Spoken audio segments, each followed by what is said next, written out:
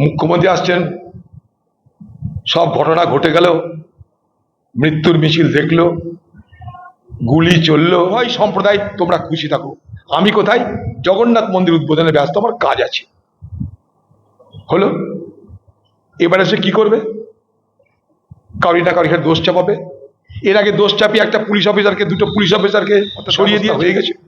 কিন্তু কার নির্দেশে, কার হুকুমে 5 ঘন্টা পুলিশ নিষ্ক্রিয় থাকলো, চুপ থাকলো, উদাসীন থাকলো, তার কোনো ব্যাখ্যা আমাদের কাছে নেই। এবার উনি ভ্রমণ করতে আসছেন, সময় তার অবসর হয়েছে, কাজ কাম মিটে গেছে, কলকাতা, দীঘা, মন্দির টন্দির উদ্বোধন করে এখন হাতে অবসর সময়। অবসর সময় তিনি এখানটায় স্কোয়ার ফিল্ড এলাকায় সব গাছপালা কাটা চলছে।